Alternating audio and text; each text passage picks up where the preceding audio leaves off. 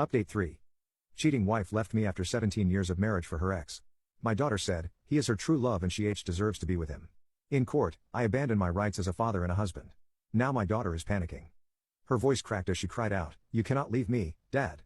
I am your daughter." I didn't turn back to look at her. My jaw tightened, and my hands curled into fists under the table, but I kept my eyes forward. I had made my decision and needed to see it through. The judge, however, turned his attention to Judy. His expression softened as he gestured toward her. "Would you like to say something? Please come forward," he said. Judy hesitated for a moment before stepping up to the witness stand. She looked small and vulnerable. When she finally spoke, her voice wavered. I didn't know that my father didn't love me." Before she could continue, Ron stood up, adjusting his suit with calculated ease. "Your Honor, may I ask the young lady a few questions?" Lana immediately objected. "Your Honor, she is just a child." The judge raised a hand to silence her. "Let it be," he said. "Proceed, Mr. Jeremy." Ron stepped toward Judy. "Young lady, do you love your father?" Judy sniffled, then nodded. "Yes." Ron nodded back. "Do you respect your father?" Another sniff, and she replied, "Yes." There was a beat of silence before Ron asked the next question, "Why are your parents divorcing?" Judy's lip trembled. "Because my mother's ex has returned from Europe, and now they want to be together. So she is leaving him." Ron tilted his head slightly. "So it means that your mother either never loved your father or she loved her ex more than your father."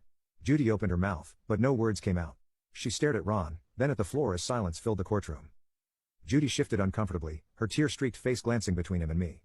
I still refused to turn toward her. My hands remained folded at this moment. This exact moment was what I had been waiting for. "So, tell me, Judy," Ron continued, "were you upset for your father losing his marriage?" Judy hesitated. I saw her glance at me, searching for something in my face, but I didn't give her anything. She turned back to Ron, her lips trembling. Then, quietly, she admitted, "No, I was happy for my mother." Ron raised an eyebrow. "Happy for your mother?" Judy nodded, sniffling, "Yes." Ron exhaled through his nose, rubbing his chin in exaggerated thought. "I see.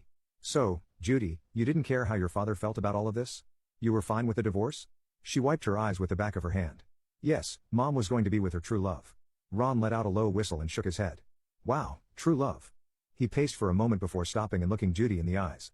"So, Judy, let me get this straight. You didn't care about your father's feelings. You asked him not to stop this divorce. You told him to just let your mother go. You expected him to lose his wife and move on. Because your mother deserved to be happy." Judy bit her lip, her breathing uneven.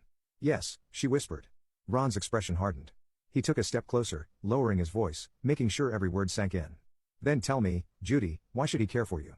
Judy's silence was deafening. The courtroom, which had been filled with whispers and shifting glances, now felt like a vacuum, every breath measured, every heartbeat audible. She stared at Ron, eyes wide, lips parted. As if the weight of his words had just knocked the air from her lungs. Ron, never one to hesitate, leaned slightly forward, his voice sharp but steady. "Now